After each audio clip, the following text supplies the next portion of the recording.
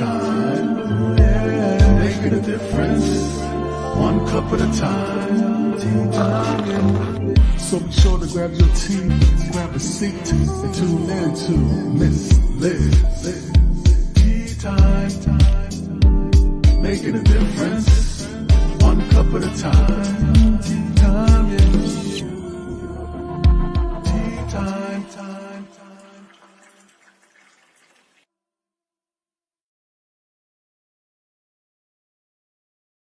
Well, welcome everybody. Today is a special tea time. That's right. We are not Thursday. It is Monday. And I have a special guest in the house, and we're going to talk about Empower2Recover. We're going to talk about his personal story, his incredible nonprofit, and how you can help and how you can check out the events that are coming up, all that good stuff. So we're going to do a little disclaimer. We're going to do a little bit of bio. We're going to get Jay in here. And we're going to spill a cup of tea that takes actions, empowering, and advocacy. That's the type of tea that we're serving in this house today. So grab your tea, grab your coffee, grab your glass of water, grab your juice. You do not have to drink tea to have tea time with Miss Liz.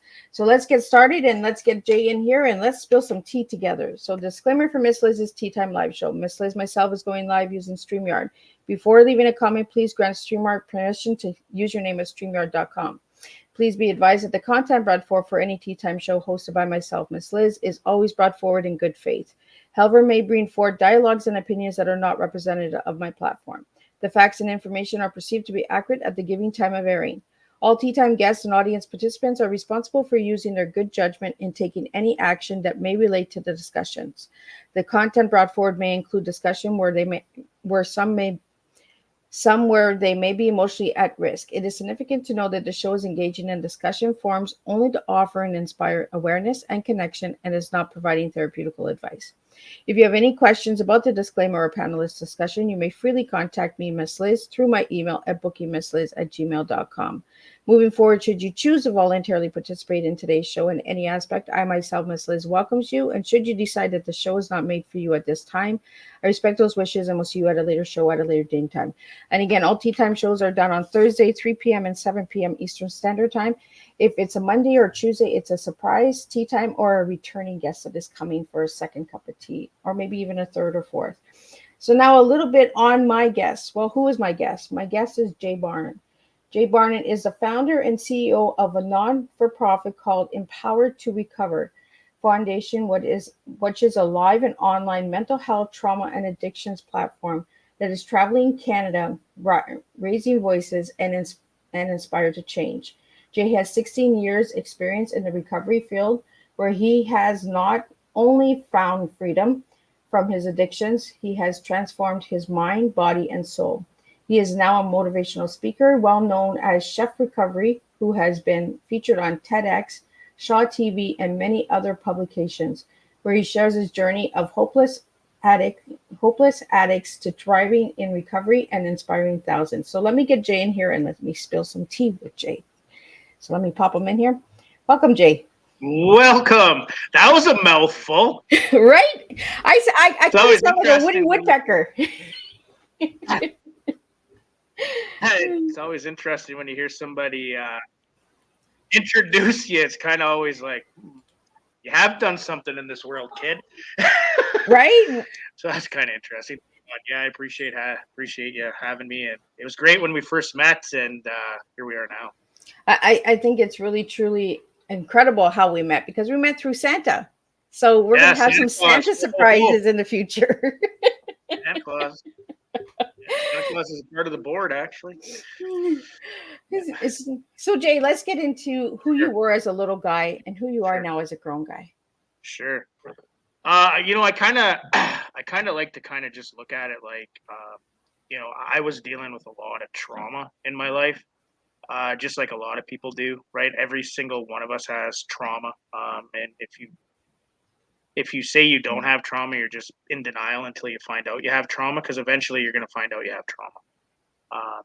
And it kind of just compounded. I was born Jay Corey. My mom got remarried, and then that's where I got Jay Barnard. And the identity crisis set in at a young age, and then the addiction set in with food and porn, and a lot of people don't want to talk about porn, It's an important one because it's like readily available and at the hands of anybody, and it's an addiction that a lot of people have, that they're ashamed to say that they were addicted to it. Now, when I was 11, 12, 13 years old and I found this, obviously, um, finding that really dictated how my relationships were going to be in the future, because it really did mess the relationship side of things up for me when it came to understanding what a female is, and how to treat a female, and how to look at a female, and how to build a relationship, and how to love a female, and how to understand a female, and how to be there for them. And God put females on the earth for a reason, right? And they're not on the earth to be used. So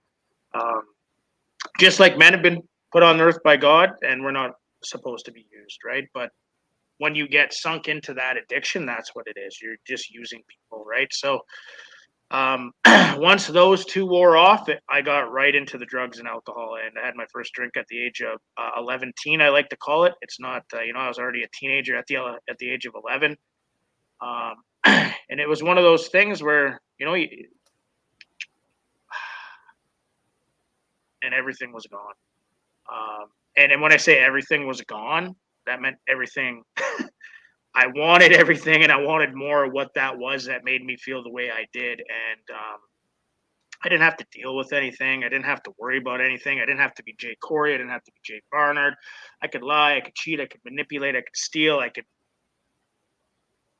just, I never had to be me. And I was too scared to be me anyway, because I didn't know who I was, right? Like, I mean, for a portion of my life, I was Jay Corey. And then, I got moved, to Jay Barnard. Um, and the relationship with my father, I mean, it was rocky the whole entire childhood. He was an addict and an alcoholic as well, and had a lot of trauma. So the relationship with him and I were very straining at most parts. The relationship with my mother has always been strong. My mother's loved me through thick and thin, no matter what. I think there was a point in in both our lives where my mother was enabling me and I was enabling her, because I needed to get high and drunk, and she just didn't want her kid to hurt. And she didn't really understand what keep giving money was, and keep keeping me this and this and this and this, right? Because she was probably holding a lot of guilt from the divorce and everything that went on there, right? So but my mother has always been there for me. She's never left me. She always came to jail to visit me. She always put money in my canteen. She always, you know, always believed that I could be somebody, along with my grandfather and my grandma. Um, those three three believed in me the most. And problem was that I just didn't believe in myself. I didn't even know who I was, right? So Yeah. after alcohol came drugs. After drugs came drug dealing. And then once I found drug dealing, then it was game over. I just couldn't get enough, because now I Right. had everything and anything I wanted, right? So money, fame, sex, drugs, rock and roll, skip school, didn't care. Um, So, Jay, I want to take it back a bit because I do talk about porn on Teatime. We've had two porn addiction males come on and speak about addiction. Was your porn addiction before the drugs and alcohol? yeah, it started around 10, 9, 10, when I found the stash in my stepdad's bedroom. The good old stash, right? Good Back old and back in stash, the day, that's all where these we. VHSs. Yeah, and then that's where I found it, and it just took me out of the thing. And then all of a sudden we had a satellite dish. Satellite dish got you every channel, and next thing you know, I'm just like buried in it. You know what I mean? And I didn't have to. I didn't have to live. I didn't have to like worry about, because I was a heavy set kid, and just wasn't let's say the girls guy until I Yeah. became a drug dealer, and then all of a sudden I was popular, right? So until that point, I really wasn't. You know what I mean? And so that was the outlet, and yeah, it damaged. So, Jay, how did you It find out that it definitely became? damaged how I looked at it. Yeah. So, Jay, how did you look at it When it as an starts consuming, addiction? well, it was consuming me, right? Like it was like I'd have to watch it all the time, or nobody be home. I'd be watching it. I'd be watching it late at night. I'd be so once something starts consuming you and you tend to, you know, do it more than you should do it, Yeah. I think that's when it becomes a problem, right? So if you're skipping school and, going home to watch porn, you might have a problem. You know what I mean? You might want to look into it. Or if you're going home to drink, or going home to use drugs, or going home, or if you're going home and eating, like eating disorder is a huge one as well. You know what I mean? Like I used to eat, and then puke, right? So because I was a big kid, I'd just like eat so much food, and then I'd force myself to puke. Well, Jay, So it sounds like you had like an addiction pyramid going on, because you had the porn, you had the drugs, you had the alcohol, you had the eating. It was just like you were looking for something to find find to fill yourself. yeah, I just didn't want to didn't want to be me, right? I didn't want to. And like I said, I didn't know who I was. So for 9 years of my life, I was Jay Corey. So in that period of time, then all of a sudden you get, go through a divorce. Back then divorce was kind of taboo. You didn't really talk about it. Failed grade 3, then go back to grade 3, was Jay Corey, now Jay Barnard. Now the grade 3s that are in grade 4 are looking at me differently because I'm this, right? So now I'm kind of like this outcast kind of guy, right? So Yeah. the only thing I could find that would comfort me in that position and in that circumstance was food. But the problem was is I ate so much of it, then I'd get sick, right? So when I found porn, I could watch as much porn as I wanted. It didn't make me sick, right? It made me sick in the mind, but I wasn't like physically puking, and I wasn't, physically hurting myself. I guess you could say, like Yeah. forcing myself to puke or anything like that. But I was obsessed. I was obsessed with it, and yeah, and then when I found the alcohol, like I found a liquor cabinet and just took a sip, and that was it. You talk about tea time, I talk about sip time, and that was it. Sip time was sip time. And, Well, that's what we're doing today. We're spilling the real tea, right? We're spilling real life tea over here. And Jay, I really want to appreciate you for being so open and raw, because that's what my listeners enjoy listening to. The authenticity of real life stories, and that's how we spill real tea over here. You talk about food addictions, you talk about porn, you talk about alcohol and drugs. There's so many listeners out there that are suffering right now.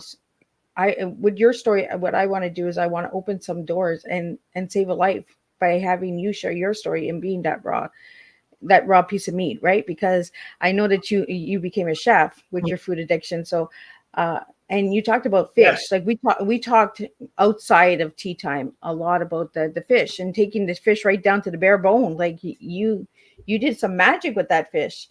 So how did you find out that your food addiction could take you into the chef world?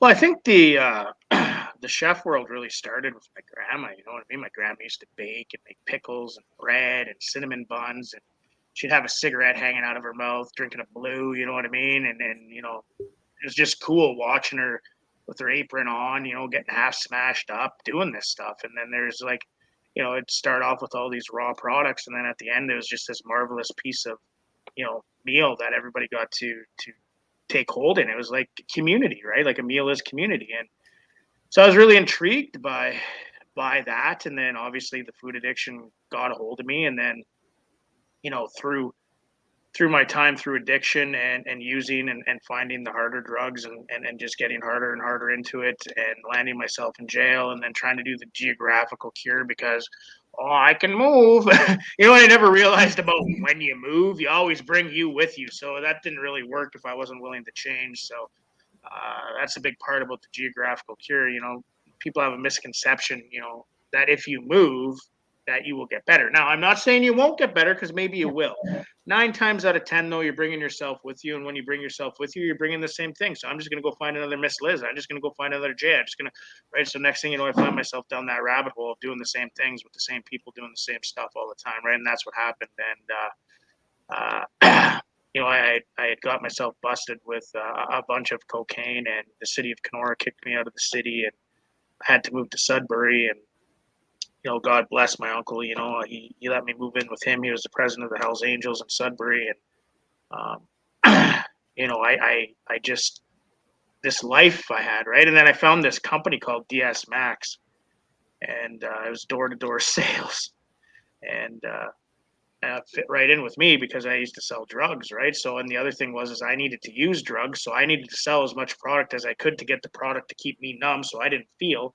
So, whatever product you gave me, I needed to sell, and I did fairly well at that company. I was, top sales guy a couple of years in a row. I got to travel and move around, and but the problem was, is the the trauma suitcase just kept getting bigger and bigger because I wasn't dealing with the trauma. So if the trauma suitcase is getting bigger and bigger, that just means that my addiction's getting worse and worse, and my alcoholism is getting worse and worse, and the way I talk to myself is getting worse and worse, and the way worse and worse, and the way I act is getting worse and worse.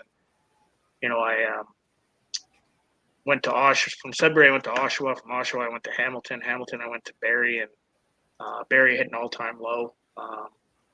I ended up losing everything there. I tried taking my life 2 times back to back, 4 days apart. Um, First night, I took a bunch of green pills and swallowed them, and the girl I was seeing woke up, found me in a pile of black puke, barely breathing. She hadn't seen me in 2 weeks.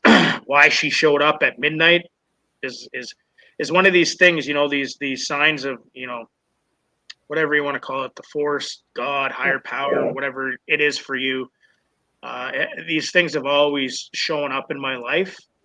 There was no reason for her to be there. We had broken up for whatever reason. She came there that night, found me in a pile of black puke, barely breathing. I got rushed to the hospital. Obviously, I overdosed. They charcoaled me, brought me back to life. Now, one of the worst feelings in the world is when you've actually, in your mind, committed to yourself that you're going to, go out by death by suicide. Now, a lot of people will say that's the cowardly way to go out, but it's actually, for a person to actually come to terms with that is very strong inside the individual. It's not the way to go out, but for some of us, that's the only way we know out. So, at the end of the day, it was 2005. I think I was 25 years old. Um, and I was tired. I was just really, really tired. I couldn't keep up to the lies anymore in my mind. I couldn't keep up to what I said or who I said it to. I couldn't sleep. I couldn't eat. I couldn't hold anything in. I couldn't hold the job. I couldn't have I couldn't even look at myself in the mirror. And I honestly thought it would be better, that my family didn't know, and all this stuff. And, the worst feeling is when you wake up and you're in the hospital, and you're like, what do I do now? Because I'd already committed to, death by suicide, and here I am alive still. So, already thinking I'm a massive failure before that. Now I'm thinking like I'm twice as, like I left there 4 days later. I went and got a 60 rye and an ounce of crack, and I tried hanging myself for 24 hours. Every time I tried hanging myself, I just, for some reason, I couldn't do it. And I ended up finding myself at the court office, and I turned myself in at the Barrie Police for driving while under suspension for the 5th time. And they gave me a year in penitentiary, which essentially saved my life. So once again, higher power intervened, brought me to this court office, a mess. They're like, "Do you know what you're doing?" And I'm just yelling in the court office, "I don't care." And I sat in that jail cell for 9 months before I got let out. But when I got out of there, the cycle just continued because I didn't know how to deal with the trauma. I didn't know how to look at the trauma. I didn't know how to look at me. I didn't know how to, so that was 2006. And then I just went through the system, right? I just went through the system, in and out of jail, selling cocaine, in and out of jail, couldn't hold a relationship, in and out of jail. I got out of jail and I went to Ontario Works, and Kim Innard said, "What do you want to be, Jay?" And I said, well, I've always wanted to be a chef. I like food. I want to cook. So they actually got me enrolled into introduction to cooking or something it was, and through Ontario Works. And that's where I was really introduced to, the fundamentals of what cooking is, and the fundamentals of how do you do this, and the fundamentals of this. And, the chef taught the program, and it was, really exciting to see that I could maybe be a chef, and maybe I could take, now I was a mess. And that year, my best friend hung himself, who was a chef. He was going to He was going to college in Sudbury to be a chef, Don Roy, and so we both had a passion for food. But from there I went to the Best Western and got on as an apprentice and started following the dream to be a red sealed chef. But the problem was I just, like I said, the trauma suitcase kept getting bigger. It just wouldn't. The pressure of everything, and I'd find myself in jail. They came and bailed me out a couple times, but the third time I made the front of the newspaper with a bunch of cocaine, and that was in January 7th of 2008 is the last time I actually had a physical drink. So I haven't had a drink since January 8th. But I couldn't put the drugs down. So I wasn't completely abstinent from drugs and alcohol January 8th, but I had a beeper on my leg. I had to go to the police station, 3 times a day to sign in. I couldn't hang out with this person, that person. My life was pretty, didn't look good. Yeah. It sure doesn't look like it does today. And then they sent me to a counselor, and the counselor said, "Have you ever thought of treatment?" I was like, "What's treatment?" Because I never asked for help. I didn't know how to ask for help. I didn't know what help was. I didn't even know what AA was. I didn't know what NA was. CA. I didn't have a single clue of what any of this stuff was. And that one time when they let me out of jail, I had one shoe and my pants were ripped, and I was walking home. It was wintertime. I had to go to the D in there, and there's a guy sharing about being 3 years sober and clean. And I was like, "Let's be honest, you're drinking wine on Sunday." Well, here we sit today, 16 plus years, completely abstinent from all mind-altering substances. So he was actually telling the truth back then. I just didn't really understand what the truth was because I didn't know how to tell the truth. So Yeah. They got me booked into the Salvation Army Boost Center in Ottawa, Ontario for February 11th, 2008. And that's when the journey started. February 10th was the last time I used drugs. And they basically snipped off my bracelet and said, "Good luck, kid." Wow. And sent me off. There was no real, my parents got me to the airport. Once I got on the plane, you got to think I'm coming 10 hours off of drugs. I want something now. And also, wait a second here. You're sending a guy that got busted with cocaine, possession of the purpose of trafficking 5 times. You're just letting him leave the city of Kenora to go to some other place that he could change his name. And, I don't have to be, all these things go through your mind. As a guy that cheats, lies, and steals, that's what you're going to do. But I remember landing in Ottawa. I didn't know what treatment was, so I went to Harvey's, ate 3 hamburgers. Didn't know if I was ever going to have a hamburger again, and I thought my life was over. And get in a cab. He brings me down to George Street, and I'm like, "Where are we?" Like, get out. As I'm going to thinking whatever the treatment center is, all these people are around me. Hey, looking for asking me for my drug of choice, and I'm like, "Wait a second. What the sand is going on here?" So I get in there, and they're like, "Oh, no, this is the homeless shelter. The treatment center is down the road." So I live in a small town. Down the road is really down the road. Yeah, down the road. Yeah. In the city, it means next door. So literally, the Anchorage Men's Booth Center was next door to the homeless shelter. And this is where I was supposed to stay for 4 months without drinking, using, or doing any of the above to possibly not get any jail time because I was looking at a 5-year sentence. And I was like, "How am I going to do this?" So I get over there, and the first question they ask is, "Did you use?" And obviously denial.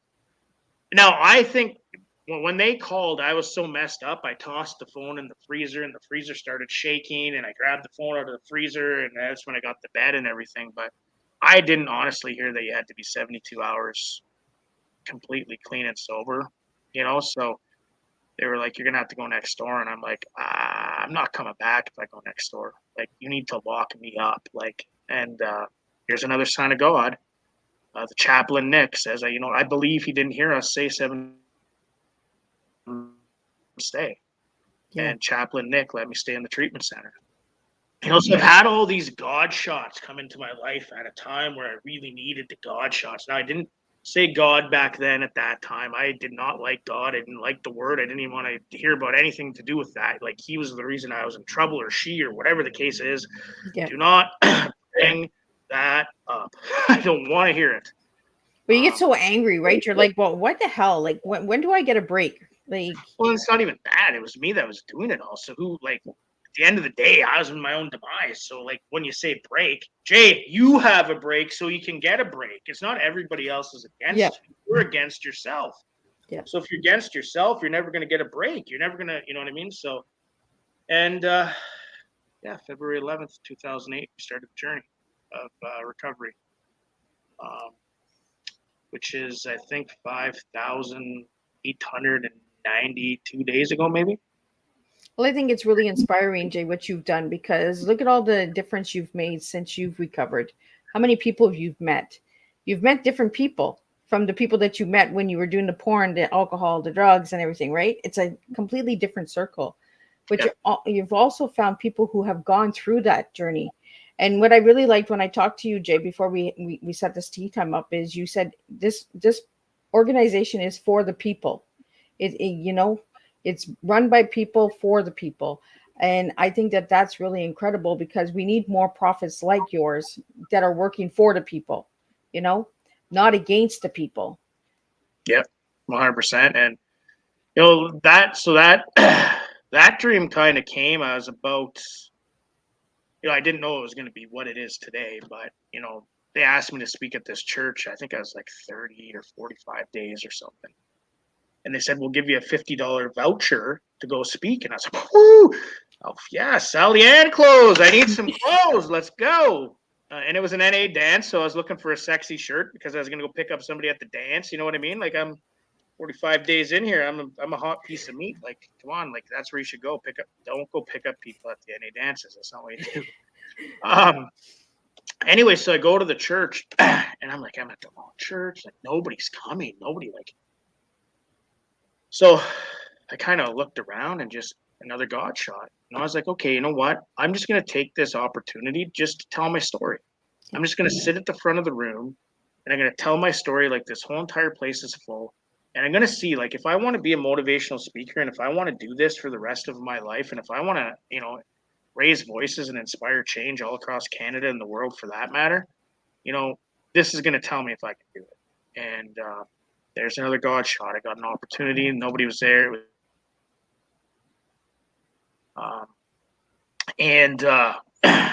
yeah, I went back to the treatment center and I was like, nobody showed up. I don't know if I was at the wrong place. Oh yeah, we forgot to tell you it canceled. Here's your $50 voucher. And I was like, I just got paid $50 to like share my story, and like actually, there was nobody there. Oh, bye, sweetie. See you later. And so I was able to like share my story, and then I got paid. I was like, so I went down to the Sally Ann. I got myself an aggressive pink salmon shirt, and I headed off to an NA dance and tried to pick up women. But at the end of the day, that's where I got hooked on. Okay, I don't know when this is going to happen, but I want to be a motivational speaker. I want to inspire change, and I want to raise voices, because to me, stories are the way that we're going to break through this epidemic that we're in all across the world. Stories are the way that we connect. Stories are the way that we heal. Stories are the way that we have community. Stories are the way that we feel that we're not alone. Stories are the way that we can come together and have love, kindness, and compassion. Stories are the way that we learn and can listen to new ideas and tools and resources from other people. And that's how we get recovery, right? So that's the new superpower. The new superpower is actually recovery. So I got out of treatment, but I stayed for 6 months. I stayed an extra 2 months just because I wanted to stay longer. I didn't like the word graduation. I looked at the word graduation and I thought, how am I graduating from a bag of cocaine and a bottle of booze? Like, what am I graduating to? Another bag? You know what I mean? Like, Yeah. graduation.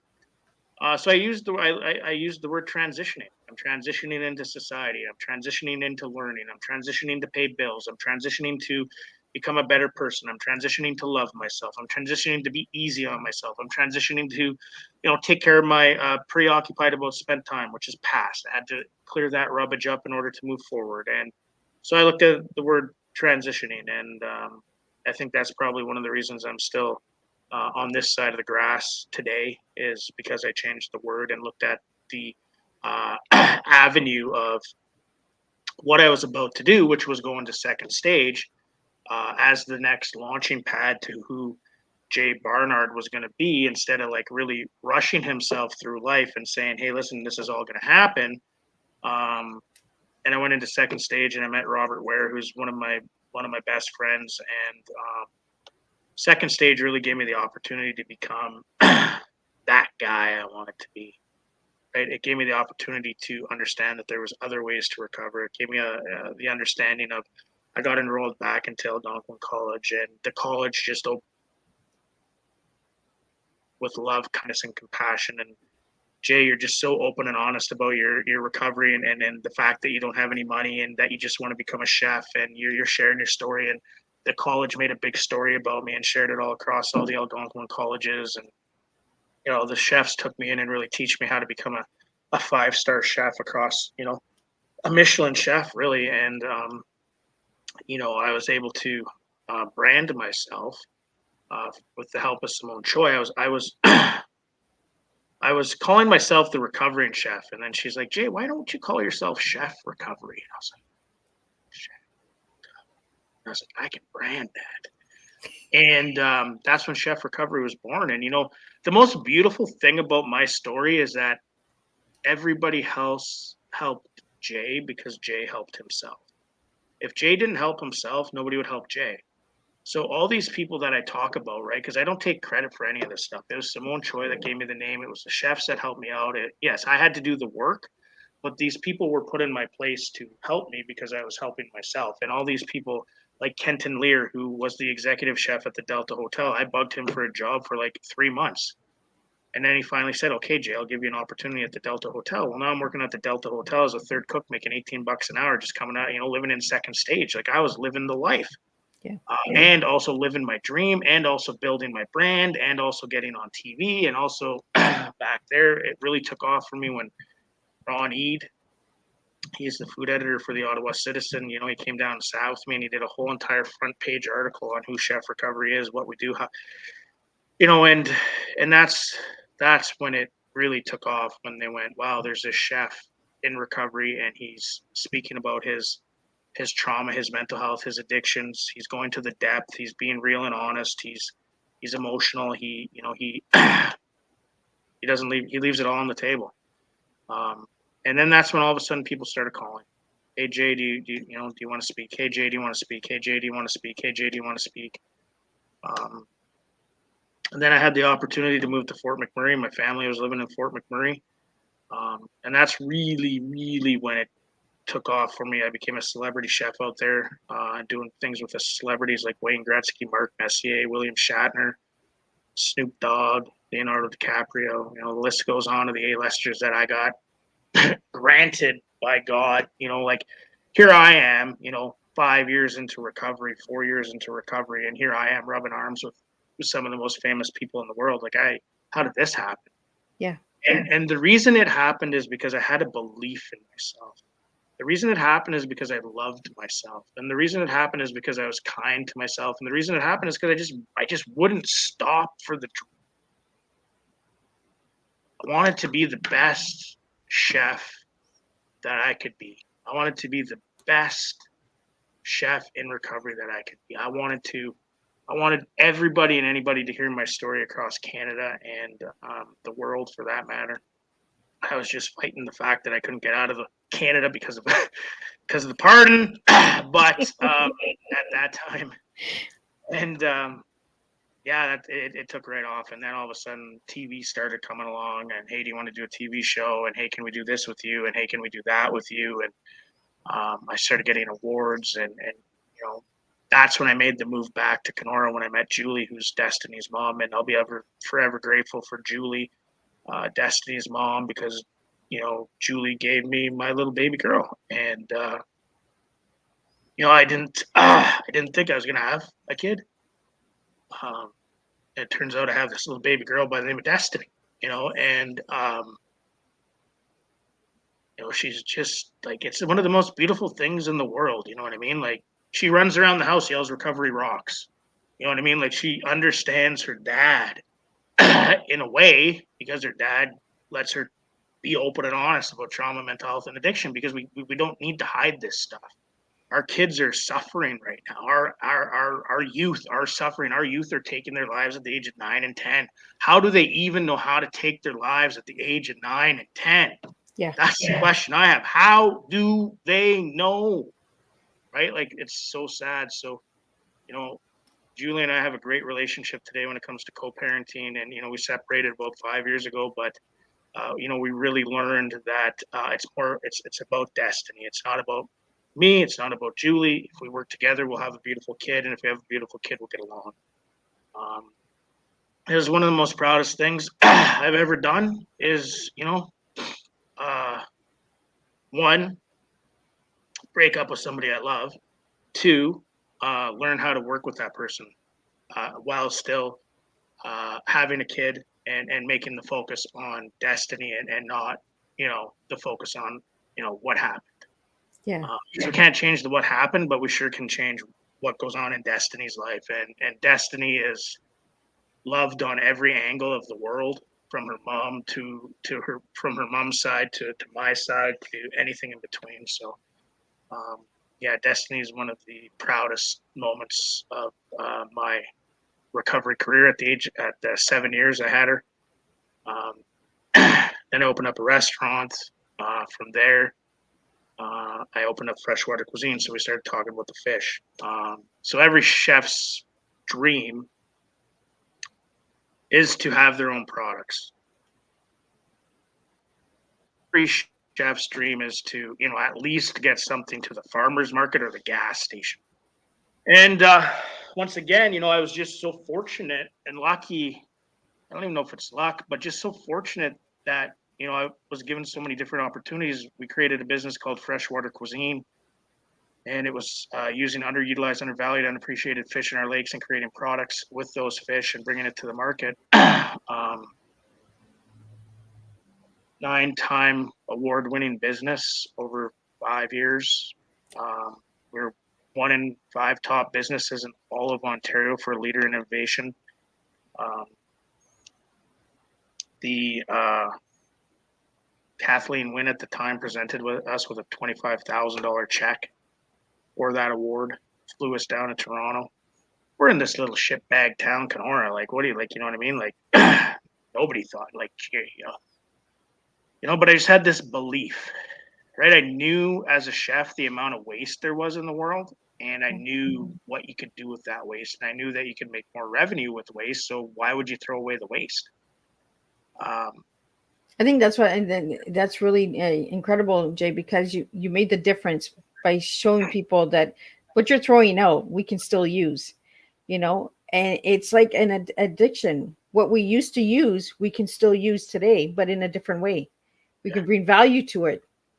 Yeah. Because your story, you had to go through what you had to go through to have the story to be able to do what you do today with the nonprofit. It's like the fish, right? You took all the waste and you turned it into something good. Yeah. We even turned it into a TV show. It was called Lake to Plate, and we cooked everything you could think of. It was on Shaw TV all across Canada, and then, like, we just signed a massive deal with a company. We became certified. So we were selling products all across Canada, and we were just waiting to get our export license to start selling products to the U.S. We had a contract with Minnesota State Fair. Actually, the walleye wings were going to be the flagship product at the Minnesota State Fair 2019 or 2020. And then COVID came, and it was the biggest educational. I don't like to say loss, because I didn't lose anything, because I learned through things. I like to say it was the biggest educational experience, expensive experience in my life. I lost about $3 million, and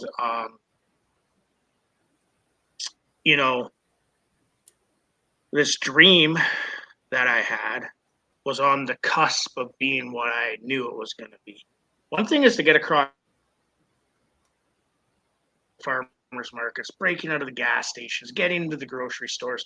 Now the products are all across Canada. Now you're recognized all across Canada, but going international, into the US, into Europe, into Australia, into UK with products of fish. And that was like, we were on the cusp of that. And, you know, basically we just, source got cut, business got cut, money just went. And I was at a period of my life where I was in 2018. I'll back it up. 2018, I was 10 years into recovery, and I sold out the Shaw Center downtown Ottawa for the Salvation Army, Hope in the City.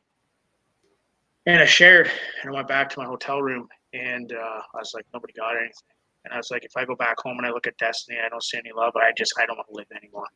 Like if I cannot feel love for my daughter, there's nothing left in me. Like, and that's what happened. I came home and I didn't feel any love for Destiny, and I love my daughter to death, right? And I tried to hang myself at 10 years into recovery. And the place I chose is where my best friend did it, and it was completely quiet that day. And then all of a sudden, out of nowhere, the dam opened up. Boom! And water just came flooding out everywhere. Another God shot. God saying, we're not done with you yet. Well, every single time in my life, something like that goes in my mind, God shot comes. Jay, we're not done with you yet. Jay, we're not done with you yet. Jay, you got more in the tank. Jay, you got more in the tank. Jay, you got to love yourself more. Jay, you got to dig deeper. Jay, you got to let go more trauma. Jay, like that's what it is, right? So I shook, and then I went and saw my counselor that got me into treatment. She's like, and I was telling her all this stuff that I had done in 10 years. I hadn't seen her in 10 years. And she's like, oh, do you realize like most people in recovery don't get like a percentage of what you've done? She said, have you ever said you're proud of yourself? And I broke down, right? Because I never said. Now I was 10 years into recovery.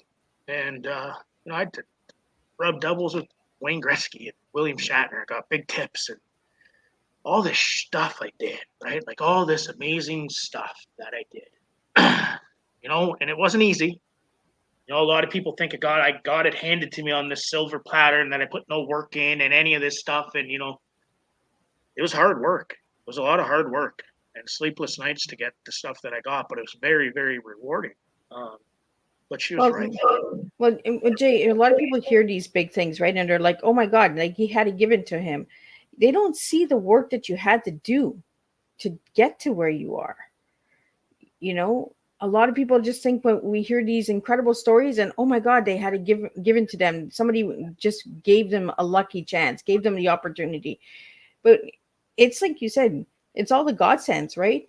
Or whatever you want to call it, higher power, or whatever, we have to be able to listen and be able to say, oh shit, we got to wake up here. We got to start believing in ourselves again. How long did it take you to say that you were proud of yourself, Jay?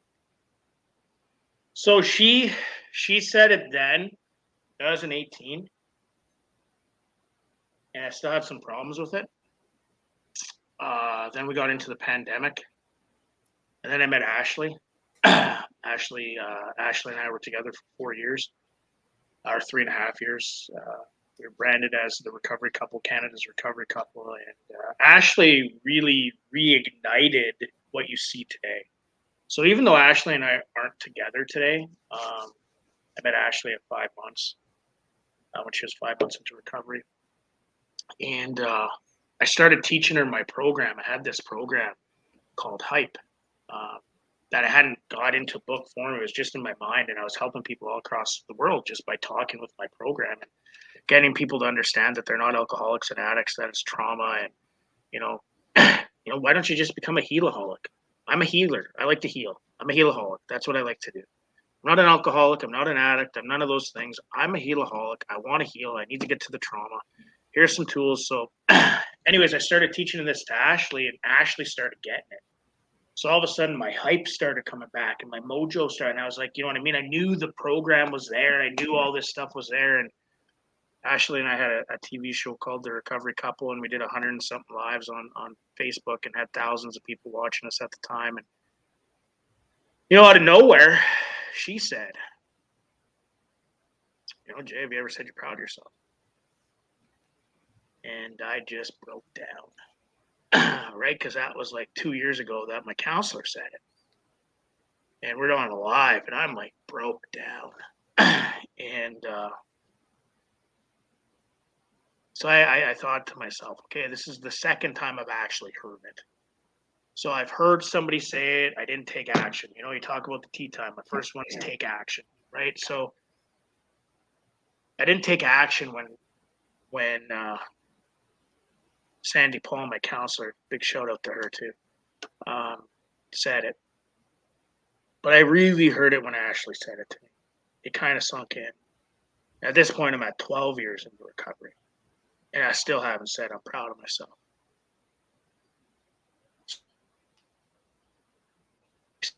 Stay. And I said, I'm proud of you, Jay. And, right? But at that moment, I surrendered again.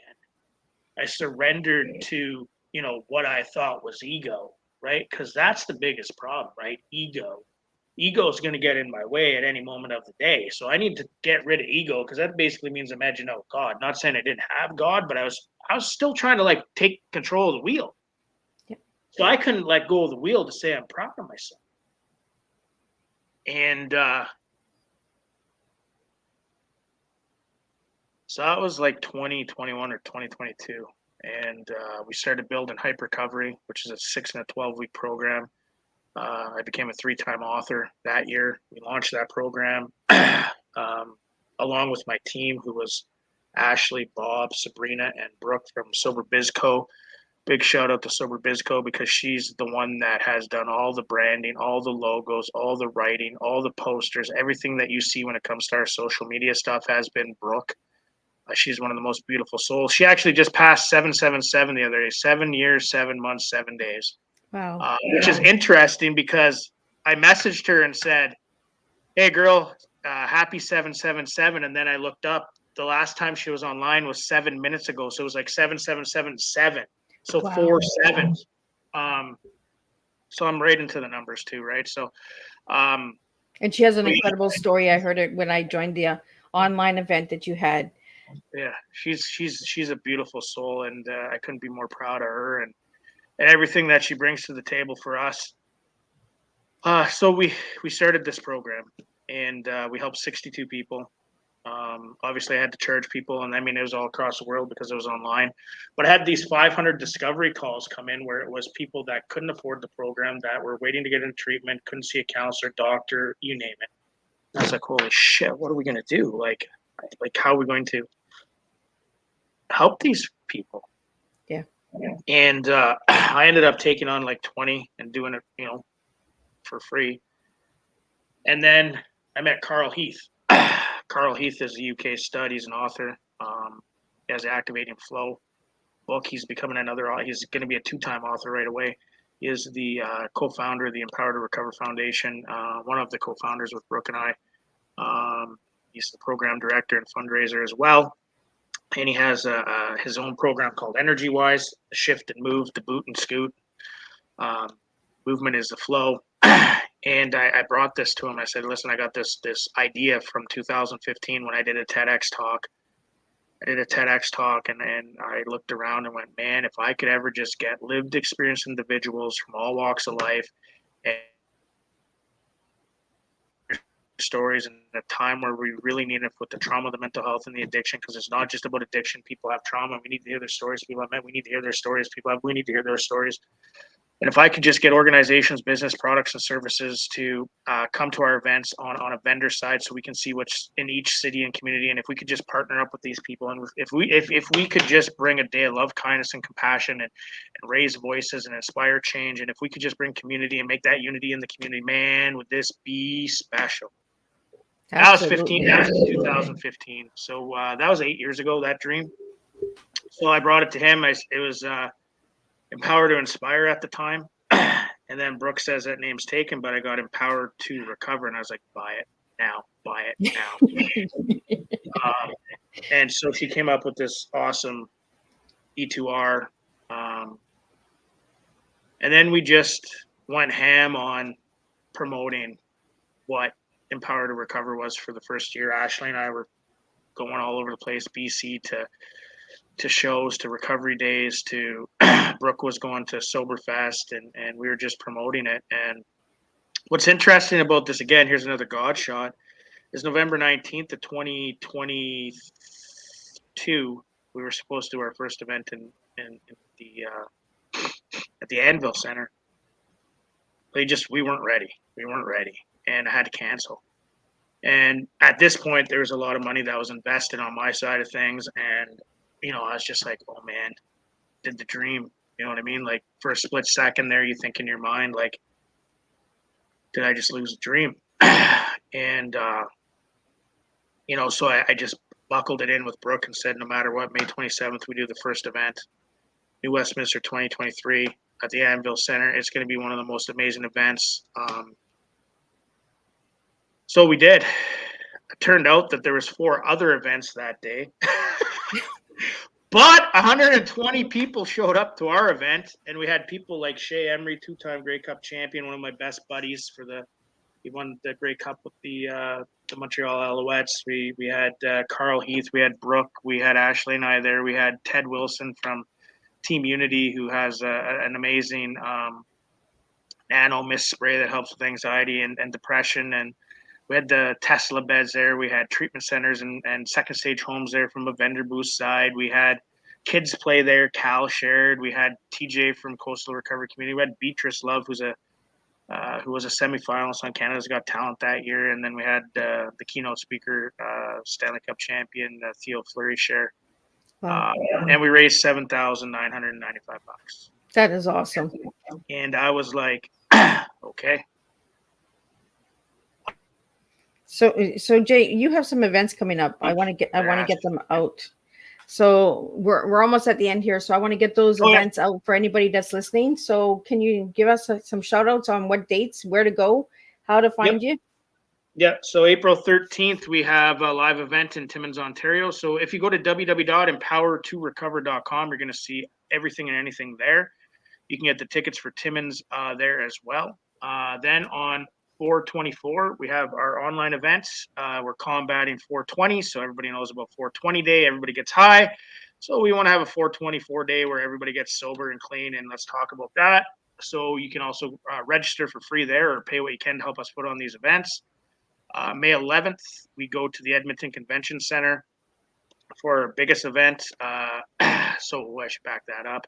Timmins, we got keynote speaker Kalichi coming in from Pittsburgh, Pennsylvania. Great dude, sharing all about his recovery, and he's a hip hop artist, just played at the Rock and Roll Hall of Fame. Then we go to Edmonton. In Edmonton, we got 3-time Stanley Cup champion Dave Hunter with the Edmonton Oilers. He's our keynote speaker, also 30 plus years into recovery. We got Paul Collins, who was 2019 inducted into the Business Hall of Fame of Alberta. He's sharing. We got musicians there, Danny Floyd. We got Jamie Miner. We got Brooke and I hosting. We got Carl Heath there. We got the list of speakers are on. Carmela Pelly makes the stage again. She was one of the first ones ever to do mocktails. So tickets are available on Eventbrite for that event. You just got to Google Alberta's Battle Through Recovery Edmonton. And then September 28th, we are going to be in Port Hardy at the Civic Center. We don't have any of the information up yet, but we will have the posters. If anybody wants to support or make a gift of contribution to the platform, since we're a non-for-profit, you can through the www.empower2recover.com. We're always looking for long-term partnerships with people. I like to call it community partners because I want people to be with us forever. So those are the 3 events. We're in talks with another event in Saskatoon and another event in Thunder Bay, but they're not confirmed. So we could possibly have 5 events this year. But all your information is going to be at www.empower2recover.com. We also have a podcast on all major platforms called Empower to Recover. We also have a YouTube channel called Empower to Recover. And we just launched a TV show called The Daily Dose of Recovery that airs on Rogers TV. Once my hip is in better shape, Jay will start interviewing people, and we will be back on the big screen asking you what your new superpower is and how do you deal with your new superpower, which is recovery. Wow, look at that. See, I told him, let's get it out there, and he got it out there. Boom, boom, boom, boom. I like it like that, Jay. It's take the action, right? And belief in yourself. So, what final message do you have for everybody that's listening today? Sorry, what was that? Right. I said that. What final message do you have for everybody that's listening today, Jay? And what message do you have for yourself today? Take action. Nothing in life happens on for free. Like we just aimlessly walk around this earth, and if you want to aimlessly walk around this earth, that's the action you're going to get, right? So if you take action in your own life, you love yourself, you're kind to yourself, you're kind to others, you listen to others, you listen to yourself, look yourself in the mirror, say you're proud of yourself. It took me, you heard, 12 years to look at myself in the mirror to say I'm proud of myself. I suggest doing that right out of the gate. Look in the mirror, get to know yourself, get to know who you are. Work on your trauma. Don't be scared of your trauma, right? Look at yourself as a healaholic. You're healing, and if you're healing, you're going to level up. And if you level up, you're going to get to the next levels of life. And I always like to say, water the seeds in the grass and the flowers that water you back. And if you're spending time watering seeds, grass, and flower that aren't watering your back, should you be doing that? Right? Like that's the real question. And the other one is time is currency. Nothing's guaranteed in life, so we don't know if we're going to be here tomorrow. So use your time wisely to the best of your ability. Don't get yourself caught up and preoccupied about spent time, which is the past. You can't change the past. You can only accept the past, and if you accept the past, you can move forward. And I always look at time as currency. How much currency every year we get 31 million seconds a year. What are you using those seconds for? Because we just really don't know. You really don't know when you're going to go. You really don't know when God says it's your turn. And are you going to have any regrets? Are you sitting on all your dreams and goals? And why aren't you hitting your dreams and goals? What's stopping you? So, the other one I would say is say I love you to yourself and to others. A lot of people don't hear that word I love you. It's 3 words, and it's simple to say, easy to say, and it has a lot of meaning. So even the person on the street, just say I love you. Say it to your mom. Call your mom up. Call somebody up you haven't said I love you to, because you might not hear from them tomorrow, and you won't regret it. So, yeah. So, Jay, I want to wrap it up with the word empowering, because you gave me that as your E, and advocacy. But the advocacy we have seen, we've heard in the story, but I want to get into the word empowering before we wrap it up. We have less than 2 minutes here. So what does the word empowering mean to you, Jay? Exactly what I just did. Empowering myself to be open and honest and raw about telling my story that at one point in my life I thought was the worst thing in my life. Turns out today that my story is the best thing in my life, and it saved my life. I'm empowered to share my story so that other people know that they can share their story, so they feel that they're not alone. So if you can empower yourself, you're going to go out and empower others. And, last year we saw 32 different speakers. We saw 485 people attend all the events, 47 different community partners, traveled across 3 provinces and 3 cities to put on my biggest dream. That's empowering, and that's empowering other people to know that they're not alone, and empowering myself to say that I'm worth it too. So. Well, I really want to thank you, Jay, for joining me, spilling a good, strong cup of tea and sharing your story. This is how we make a difference when we spill our truth. And this is how we spill tea in this house. We spill real life tea stories. So we teach educational awareness through storytelling. And like Jay said in the beginning of the show, the new change in the world is stories. We all have a story. It doesn't matter where we are. We all come from all different walks of life. And I really appreciate what you're doing, Jay. Keep it up. And again, I'm just a cup of tea away. And if anybody would like to know more about Teatime, you can check Mrs.'s website at www.mrsstimes.com. If you'd like to reach out to Jay, reach out to Jay. I'll get you to read the website for the audio listeners. www.Empower2Recover.com. That's the number 2. So Empower to recover or empower2recover.com. Well, thank you so much. And thank you to all the listeners and viewers out there. And if you're watching the replay, please push hashtag replay. Let me know where you're tuning in from, because I always like to know where you guys are coming in from. And I'll see everybody on Thursday at 3 p.m. and 7 p.m. with 2 more TEAs for us to enjoy and to share and to make a difference one cup of tea at a time.